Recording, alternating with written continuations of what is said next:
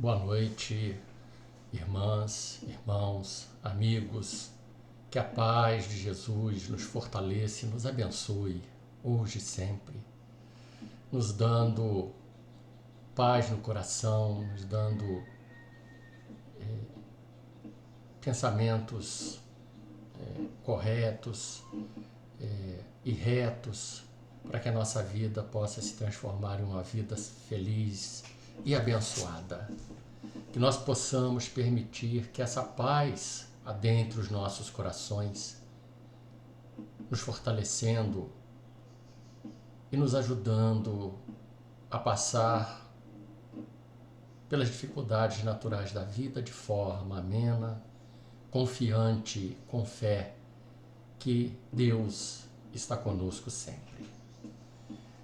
Para iniciarmos o nosso estudo dessa noite, nós vamos elevar o nosso pensamento, nosso sentimento em prece a Deus, agradecendo a oportunidade de aprendizado, de trabalho. Aprendizado esse que nos fortalece e que nos dignifica. Agradecendo a presença do Senhor entre nós, já que Ele nos disse que onde houvesse 2 ou mais reunidos em nome dEle, ali Ele estaria. E que esta paz, que essas bênçãos, que a misericórdia do Senhor seja sobre todos nós, os nossos lares aqui reunidos, nos abençoando, que o Senhor possa derramar sobre nós a sua misericórdia, o seu amor. Que possamos, assim, de corações agradecidos pela oportunidade da noite de estudos e de estarmos, Senhor, na Tua presença, nós te pedimos que nos permita iniciar esse nosso estudo em Teu nome, em nome dos amigos espirituais desta casa de luz que nos acolhe, o SEAC, e de Deus, Pai, Criador de todos nós. Que nós possamos, então, amigos e irmãos, iniciar o nosso estudo, ao qual nos foi pedido para falar da porta estreita. Na porta estreita são as tribulações, são as lutas que nós empreendemos para vencer as próprias dificuldades, as lutas de cada dia, as nossas imperfeições, que devem ser trabalhadas constantemente. Porque quando Jesus enunciou a frase vigiai e orai, a vigilância é algo que é tão importante quanto a prece. Porque uma prece sem vigilância, ela fica vazia. Porque nós oramos, mas continuamos a vivenciar a vida da mesma maneira, sem um mínimo de mudança. E para mudarmos é preciso a nossa vigilância nas nossas atitudes diárias, cotidianas, para identificarmos aquilo que nós precisamos mudar. Então a porta estreita é esse ato de vencer as próprias dificuldades para lá na frente nós termos uma vida feliz ou a salvação na palavra evangélica. Porque o que importa é que nós possamos e tenhamos as condições de vivenciar os ensinamentos de Jesus. Para isso, portanto, é preciso essa vigilância.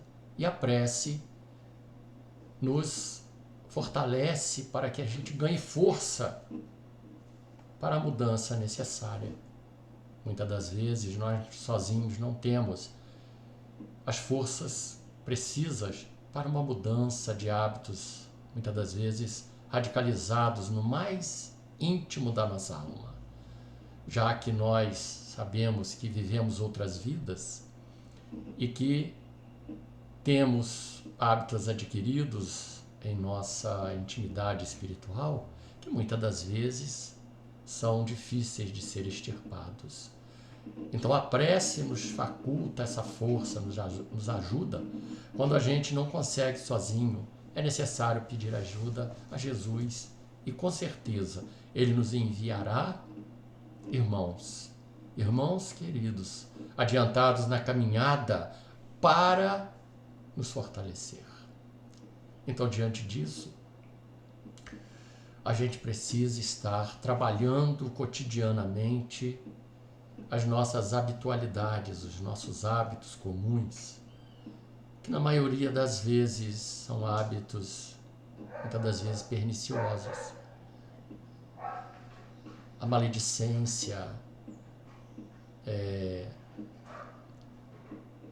os olhos enxergando somente coisas ruins, a boca falando coisas inúteis. Tudo isso são hábitos que adquirimos.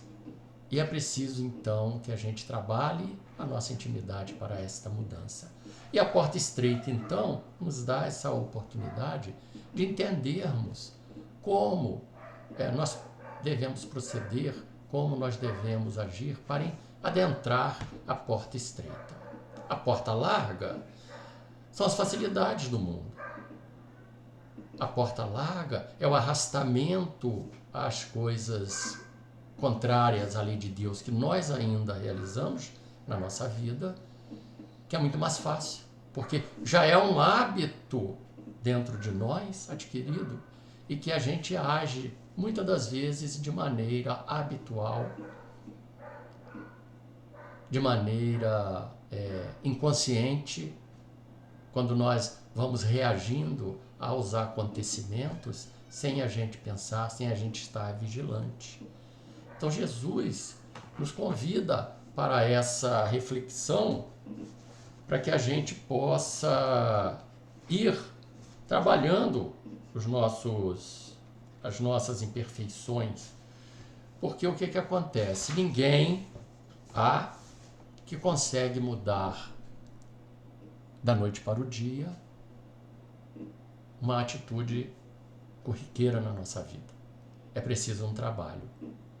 Mas quantos conseguem? Eles conseguem porque já estão trabalhados, já vêm de outras encarnações, burilando a sua própria intimidade. E aí basta eles terem acesso a uma palavra do Senhor que eles naturalmente, sem grandes esforços, transformam-se vivenciando a mensagem de Jesus. Então, é preciso que a gente vá fazendo esse trabalho na nossa intimidade espiritual, que é algo íntimo, particular, intransferível. Então, o que Jesus nos diz sobre essa porta estreita? Ele em Mateus 7, 13 e 14, ele nos fala assim: entrai pela porta estreita, porque larga é a porta da perdição, e espaçoso o caminho que a ela conduz. Muitos são os que por ela entram. Quão pequena é a porta da vida, quão apertado o caminho que a ela conduz, e quão poucos a encontram. Então, Jesus já nos está alertando que a humanidade terrestre envolvida no dia a dia do mundo material, com as suas culturas, com os seus hábitos, com as suas conquistas, com as suas vivências, vai andando pela porta larga. Porque estreita é aquela porta que é difícil de nós conseguirmos ultrapassar, porque ela é estreita. Então, o caminho dessa mudança, ele vai se estreitando, porque nós vamos, a partir do momento que compreendemos a necessidade de mudança, nós vamos restringindo muitas das nossas ações inúteis, para instalar em nós ações úteis. E aí a gente vai naturalmente se afastando da porta larga ou dos caminhos que o mundo nos oferece de facilidades, de mordomias, de tranquilidade. A porta estreita é aquela que nos traz algumas tribulações. Por quê? Porque nós vamos trabalhar em cima das nossas imperfeições para alcançar a entrada nessa porta, e aí é algo que vai nos cansando, que vai nos perturbando, porque não é fácil largar algo que muitas das vezes nós anelamos com satisfação em nossos corações, para uma vida que muitas das vezes só nos trazem tribulações, né? Como nos diz Jesus, para me seguir é preciso que pegue a sua cruz, mas que o siga. É preciso que a gente seja o arado que esteja pronto a arar a terra. E tudo isso traz dificuldades, haja vista a história do cristianismo e dos primeiros cristãos, que a gente pode acompanhar através da história. Quanto sofrimento, quanta dor, para poder implantar o Evangelho de Jesus na Terra, que até hoje ainda não está totalmente instalado. E depende de nós. Nós somos os braços, os trabalhadores para essa obra.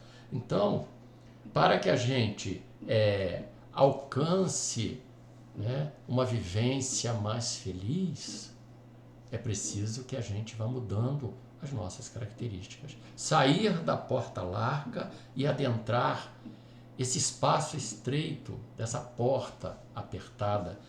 Quando Jesus nos diz, né, ela é pequena, essa porta que leva à vida. O que ele quer dizer com a vida? A vida em abundância, como ele nos diz, a vida espiritual, a vida de satisfação plena da lei de Deus em nossos corações.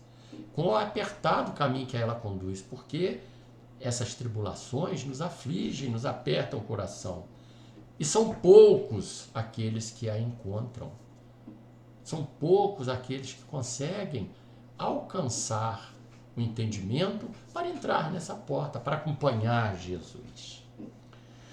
E no Evangelho de Lucas, no capítulo 13, versículos de 23 a 30, Jesus também dá uma instrução que Lucas anota, dizendo-nos o seguinte: tendo-lhe alguém feito esta pergunta, Senhor, serão poucos os que se salvam?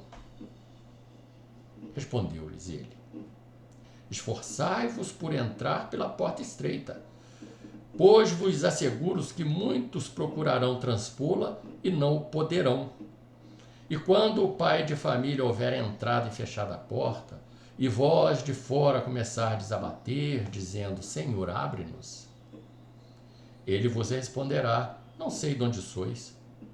Pois vós eis de dizer, comemos e bebemos na tua presença, e nos instruíste nas nossas praças públicas. Ele então, esse pai de família, responderá, não sei de onde sois, afastai-vos de mim, todos vós que praticais a iniquidade, né? Aquilo que é contrário à moral, aquilo que é da injustiça. Então haverá prantos e ranger de dentes, quando virdes que Abraão, Isaque e Jacó e todos os profetas estão no reino de Deus e que vós outros sois dele expelidos. Virão muitos do Oriente, do Ocidente, do Norte, do Sul, do meio-dia, que participarão do festim no reino de Deus. Então os que foram os últimos serão os primeiros, e os que forem primeiros serão os últimos. Então essa proposição de Jesus em Lucas abrange um pouco mais, nos dizendo que nós praticamos a injustiça. Todo aquele que pratica a injustiça ou atos contrários à moral, né, que é a iniquidade na palavra evangélica, não conseguirão adentrar. A gente vai procurar e não vai conseguir. Tal como na parábola do festim das núpcias, que é aquela criatura adentra lá sem a túnica nupcial, que é o quê? A limpeza da intimidade espiritual. É essa túnica branca, é o perispírito já transformado pelas nossas ações no bem. Essa é a túnica nupcial que nós vamos ter que trabalhar em nós, tecer em nossa intimidade espiritual para podermos adentrar essa porta estreita e desfrutar do reino divino, que nada mais é do que o reino de paz, de esperança, de confiança, de vida abundante, né? Sem mais precisar das reencarnações. Já uma vida realmente de espíritos purificados. Então é essa aí. E ele diz, mas poucos, né, que se salvam, poucos os que a encontram. Então ele fala para a gente se esforçar para entrar por essa porta, ou seja, se esforçar pela mudança de características de cada um de nós.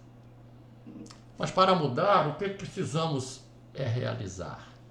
Precisamos realizar em nós o conhecimento adequado da lei de Deus, o que Deus quer que façamos. Né? Está na lei de Deus. Ama a Deus sobre todas as coisas e ao próximo como a si mesmo, como Jesus enunciou. Né? Já a lei de amor, não aquela lei que está lá no Decálogo, mas a lei que Jesus nos orienta, essa lei de amor.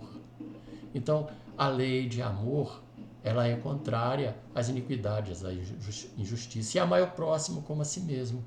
Então, a partir do momento que a gente aprender a amar, nós vamos começando a ajustar os nossos sentimentos e corações pelo bem da humanidade, daqueles que estão ao nosso redor. Então, nós poderemos falar a Jesus, né? A gente comeu, bebeu na praça pública, ele falou conosco, mas nós ainda, né, não praticamos a justiça divina, não praticamos totalmente a lei de Deus. Estamos aprendendo a praticá-la. Isso é uma luta. E aí, para a gente melhorar a nossa vivência, a nossa espiritualidade, é preciso conhecer essas leis que Jesus enunciou. Ama teu inimigo, faça aos outros somente aquilo que gostaria que te fizesse, ou seja, a gente só quer coisa boa para nós, é o que nós devemos fazer para o outro. Né? A lei de amor, justiça e caridade, como está na questão 886 do Livro dos Espíritos. Como Jesus entendia isso, né? Então, se a gente conseguir ser benevolente com todos, indulgente, compreensivo com o próximo que ainda não alcançou o mesmo entendimento que nós estamos começando a praticar a lei de Deus. E perdoar. É preciso perdoar mesmo. Né? Perdoar mesmo as faltas cometidas contra nós. Não permitir que isso fique permanente em nossos corações. Então ele fala que muitos virão de várias partes do globo, né? Que participarão desse festim no reino de Deus. Né? E nós não vamos participar, por quê? Esses que ele se refere, que virão de todos os lugares, está se referindo a todos os povos do mundo, em que muitos lá, não são todos, mas muitos que estão lá dentro estão fazendo mais dentro da lei de Deus do que às vezes a gente. Ou aqueles que ouviam e nós que ouvimos Jesus hoje. Então é preciso, né, a gente mudar essa condição. Tá? Kardec vem nos orientar, aclarando mais ainda esse aprendizado. Né?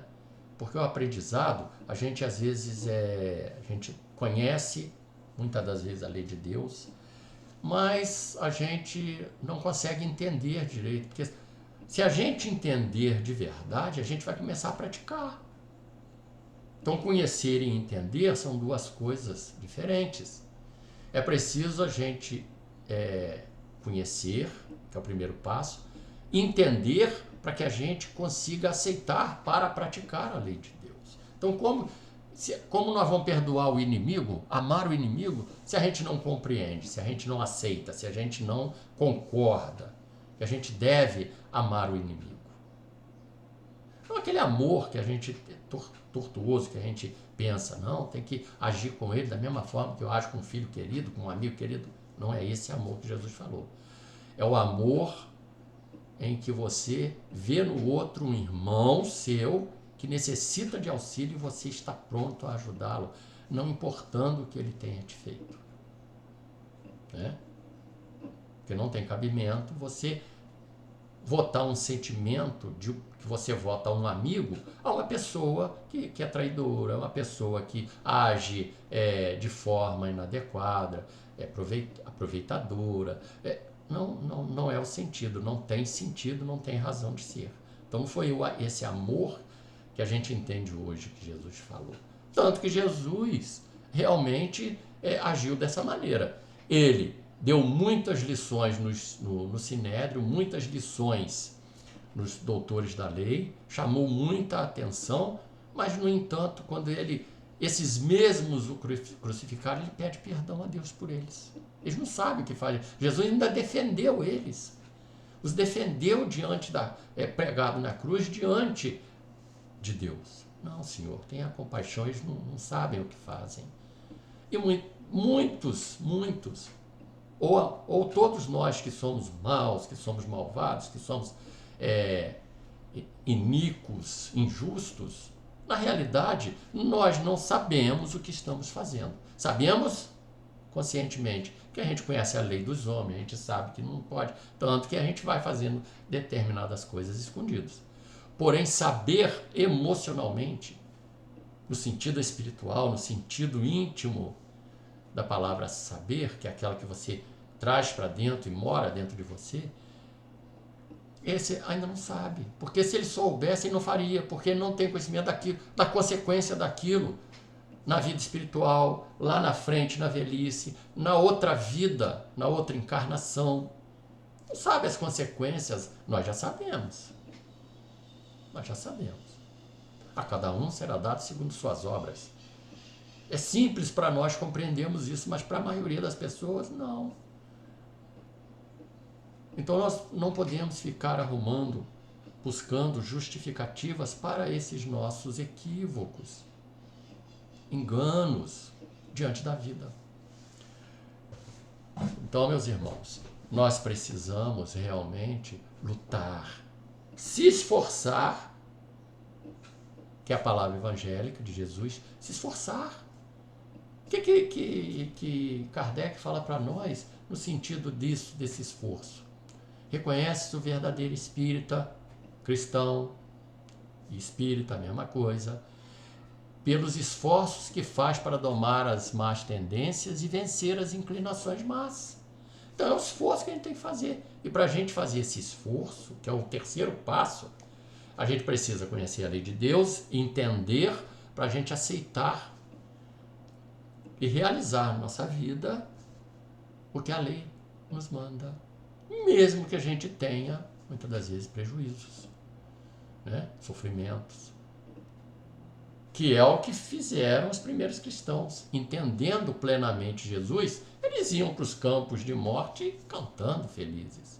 Porque eles confiavam em Jesus e sabiam que a vida não acabava ali, que eles iam prosseguir. E a nossa literatura espírita está repleta de lições dessa natureza. Né? Emmanuel tem vários livros falando dos primeiros cristãos maravilhosos. Né? Então Kardec diz assim para nós, ó: largue a porta da perdição, porque são numerosas as paixões mais e porque o maior número envereda pelo caminho do mal. Então aqui Kardec está analisando a humanidade. A maior parte da humanidade envereda pelo caminho do mal. A maior parte de nós, embora a gente já não seja criminosos, marginalizados, ladrões, assassinos, mas quanto mal ainda fazemos com o pensamento, com a nossa fala, com o nosso olhar, com as nossas imaginações, muitas das vezes tristes, mesquinhas, são maus. Porque aqui Kardec não está especificando qual tipo de mal. É o mal. E o mal na visão não nossa. Muitas das vezes a gente toma uma atitude achando que não tem nada demais, porque, né, tá dentro dos padrões sociais na época em que a gente vive e a gente acha que não está fazendo mal nenhum. E não mal somente com o próximo, não, hein? O mal conosco mesmo. Aquilo que nós fazemos contra nós. Porque todo mal que a gente faz aos outros, nós estamos prejudicando, em primeiro lugar, nós. Porque vamos ter que dar conta desses atos diante da nossa consciência, diante de Deus. Vamos ter que dar conta sim. Né? Então, é estreita a da salvação, porque a grandes esforços sobre si mesmo é obrigado o homem que a queira transpor para vencer suas más tendências, coisa a que poucos se resignam. Então, muitas das vezes nós, quando vamos fazendo mudança e começamos a sentir o resultado que está dando, as dificuldades que vão advindo sobre nós, as dores, a gente foge, a gente recua.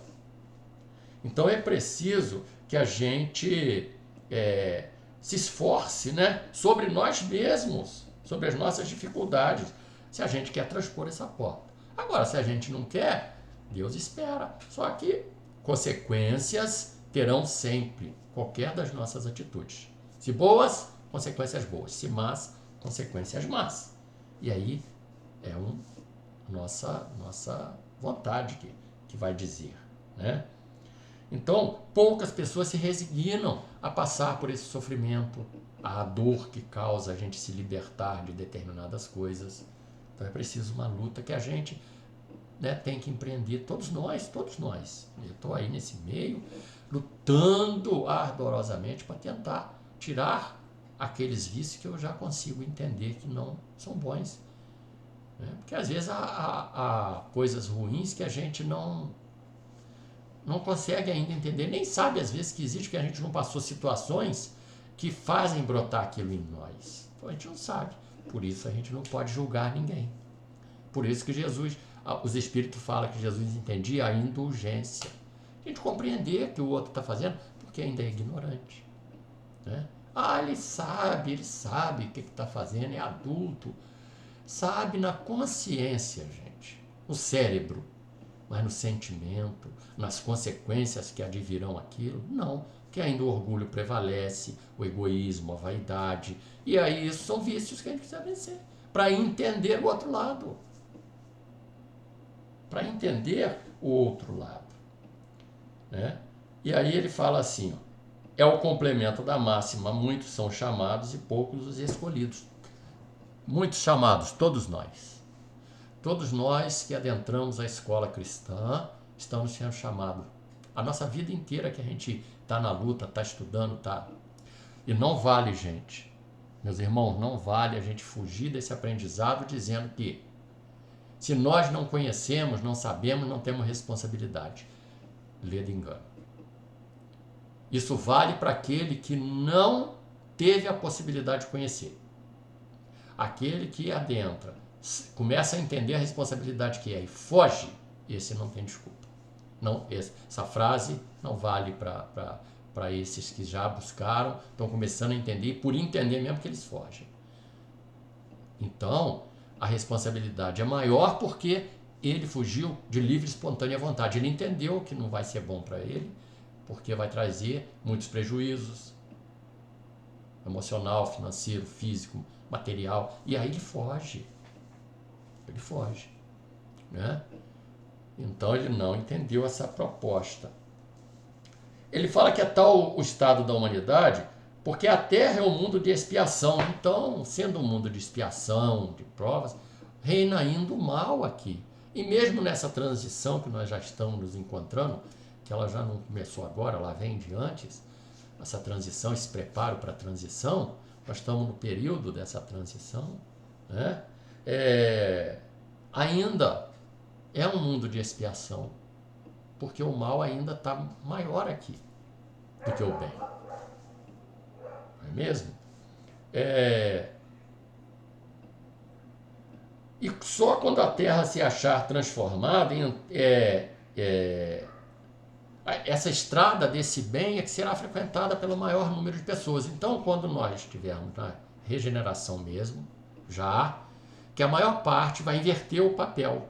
O mal será menor, o bem será maior, em número de pessoas. E aí, o que vai acontecer? Começará a prevalecer o bem. Então, o mal vai começando a perder terreno e força. Por quê? A situação atual está esse escândalo todo. Porque os espíritos, nós aqui da Terra, muitos de nós que não querendo essa mudança, nos desesperamos e aí nós atacamos com mais força, né? Esses espíritos atacam com mais força a humanidade para impedir que ela avance, para ele não ficar sozinho, para ele não ser transferido, para uma série de coisas, que o mundo permanecendo, ele fica ali acomodado. Mas se o mundo se transformar, ou ele transforma, ou ele é convidado a ir para outro lugar, dar continuidade à sua evolução, né? Então essas palavras devem-se entender, diz Kardec, em sentido relativo, não é absoluto, né? Porque toda a humanidade não está na Terra. Então nós sabemos que os mundos todos do universo são habitados por espíritos. Alguns ou muitos mundos têm as encarnações, tem o mundo material, tem os corpos e os espíritos lá se encarnam, e muitos já são mundos somente espirituais. Então todos os mundos do universo são habitados, né? Agora, não são todos que têm vida material, física, como a nossa. Mas o mundo, né? O universo está lotado, está cheio de planetas habitáveis para nós. Então, a humanidade toda não está aqui. Nós somos uma ínfima parte da humanidade universal. Então, é isso que ele está falando aqui. E aí ele pergunta, mas teria Deus... pergunta não, ele afirma, teria Deus condenado à perdição a imensa maioria das suas criaturas? Suposição inadmissível, desde que se reconheça que Deus é todo justiça e bondade. Então aqui Kardec nos lembra, meus irmãos, os atributos divinos, justiça e bondade, todo, soberanamente justo e bom. Então Deus não erra nesse quesito. Deus não erra em coisa nenhuma. Deus é infinito em todos esses atributos, né? E aí, né, seria inadmissível que Deus nos votasse a nós a eterna injustiça, dor, sofrimento. Não. A porta da redenção está aberta para toda a humanidade, toda. Mas quem vai querer entrar? Então, aqueles que vão se esforçar para adentrar a porta estreita, abandonando a porta larga das facilidades, nós vamos realmente fazer essa transformação. Então, vai ser aqueles que querem, né? Então, todavia, de que delitos está a humanidade, esta humanidade, houvera feito para merecer tão triste sorte no presente e no futuro, se toda ela se achasse degradada na terra e se a alma não tivesse tido outras existências. Então aqui Kardec está nos lembrando que a Terra não é o único planeta habitado, não é o centro do universo, não é um planeta privilegiado, somente ele com a vida, né? E nos falando contra essa unicidade da existência, ele lembrando mais uma vez esses códigos, esses dogmas que atrapalham a nossa evolução, né? Então, nós tivemos outras existências, né? Porque tantos entraves postos diante dos passos dessa humanidade. Por quê? Porque nós precisamos, nós merecemos, nós ainda estamos em estágios menos avançados, por isso a vida aqui é desse jeito. Por que essa porta tão estreita que só a muito poucos é dado transpor, se a sorte da alma é determinada para sempre logo após a morte? Mais um dogma relembrado aqui, né?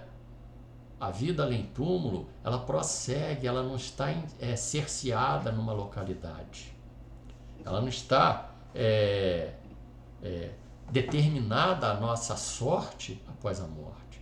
Determinou e ponto final, você vai para lá e nunca mais sai.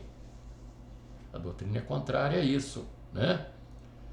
Assim é que, com a unicidade da existência, o homem está sempre em contradição consigo mesmo e com a justiça de Deus. Então a unicidade da vida é injusto. Deus seria injusto se tivesse estabelecido uma vida única. Você vive essa vida. Acabou essa vida, morre. Você não tem mais para onde ir, você está condenado. Não vai nascer mais outra vez, não vai voltar à matéria. Vai para lá e a sorte está determinada. Isso não é justiça, isso não é da lei de Deus, né? Essa unicidade está contrário, né? É uma contradição contra Deus. Deus que é justo e bom. Então, para ele ser justo e bom, ele tem que nos conceder a sua misericórdia, nos dando oportunidades até que a gente alcance. Né? Então, o fim de período na Terra não significa o fim das encarnações. Esses espíritos não poderão aqui estar, irão serem transferidos para outros locais, para eles darem continuidade ao processo evolutivo espiritual. Não termina, Deus não tira a oportunidade de ninguém. Ao contrário, Ele dá sempre oportunidade pela sua misericórdia, pelo seu amor. Com a anterioridade da alma e a pluralidade dos mundos, o horizonte se alarga. Então, olha que visão abençoada. Esse horizonte se alarga quando a gente sabe, entende a reencarnação, as vidas pré-existentes, né? E a vida após a morte contínua, a reencarnação. Isso abre um leque imenso de esperança para toda a humanidade. Aquele irmão pior marginal que a gente possa imaginar será também um dia um espírito puro. Isso é que é maravilhoso. Apenas a diferença de tempo, né? Ou seja, se ele se permanecer nesse estágio, nesse estado constantemente, ele vai demorar muito mais tempo, mas vai chegar um dia, uma hora, que ele não vai aguentar. Ele vai pedir clemência e vai mudar de caminho. Vai, porque a lei de Deus é infalível. E se a lei de Deus é o nosso progresso, a nossa purificação espiritual, que é onde a gente tem que chegar, espírito puro, então a lei de Deus não falha. Ele pode ser o mais duro que for, um dia no tempo e no espaço, que não importa quando,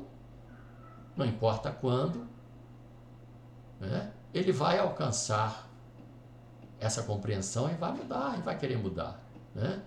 Porque não tem tempo, na verdade, não existe tempo. Para Deus não existe tempo. É aquela frase de Kardec na Gênese. Para Deus, o passado e o futuro é o presente. São eles dois no presente. Tudo é presente na lei de Deus, tudo é presente na condição divina, na visão de Deus. Então, não existe o tempo. Ele vai conseguir alcançar também. E isso é maravilhoso. Isso é abençoado, isso é a coisa mais linda que a doutrina veio nos esclarecer e nos dar de presente. Essa bênção de Deus, da justiça de Deus. Reencarnação é justiça perfeita de Deus, né? E aí, faz-se luz sobre os pontos mais obscuros da fé. Então, olha Kardec nos alertando aqui para a gente raciocinar sobre a fé, essas crenças. A gente precisa, né, avaliar se elas estão dentro da lei de Deus, né? Sair fora desse comezinho mundo dos homens, das criações humanas, e alcançar essa visão mais dilatada da fé ou da crença. Fé aqui da crença em Deus, da forma que a gente crê em Deus, né? O presente e o futuro tornam-se solidários com o passado. Então, passado, presente e futuro, para nós aqui na Terra, eles estão ligados. Então, nós vivemos anterior, trazemos toda a nossa vivência em nós, passamos hoje no presente, aqui estamos, e vamos para o futuro carregando tudo isso. E quando retornarmos nossa existência de hoje será o passado, estaremos no presente, amarrados ao passado em que nós vivemos e preparando-nos para o futuro, porque nós vamos carregar tudo isso conosco. Então, mais vale a gente lutar, se esforçar pela mudança íntima. Transformação íntima é o que a espiritualidade superior não se cansa de nos orientar, de nos incentivar a alcançar, né? E aí, ele diz que é só então que se pode compreender toda a profundeza, toda a verdade e toda a sabedoria das máximas do Cristo. Então a gente precisa alcançar esse entendimento, fé raciocinada, que é um equívoco a gente se manter na fé cega, porque Jesus, é só a gente estudar o Evangelho do Senhor, os 4 evangelhos mesmo, não só essa parte moral do Evangelho segundo o Espiritismo. Que Jesus está sempre incentivando os seus contemporâneos, os seus discípulos, a raciocinar em cima daquilo que eles vão crer. Né? Aprendeste que foi dito, mas eu, porém, vos digo. Então, olha, ele faz um paralelo, analisa aqui e vê o que eu estou dizendo. O que é melhor? Né? Então, Jesus está nos orientando a ter uma fé raciocinada, para que a gente ganhe força íntima para vencer as dificuldades, para a gente realmente desejar adentrar esta porta estreita. Né?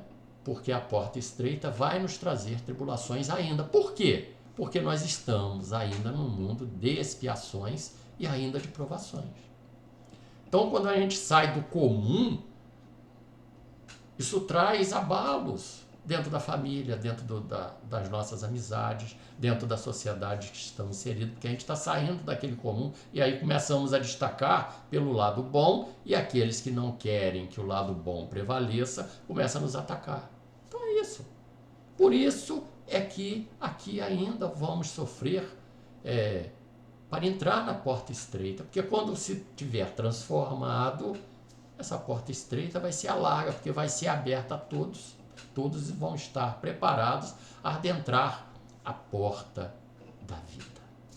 Então, meus irmãos, eu agradeço a oportunidade de mais esse estudo, de estarmos juntos mais uma vez, a diretoria da casa, agradeço aos mentores espirituais da casa, que nos confia um estudo, né?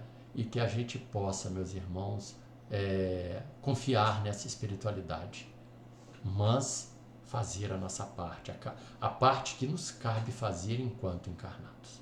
Que a paz do Senhor seja no coração de todos os irmãos.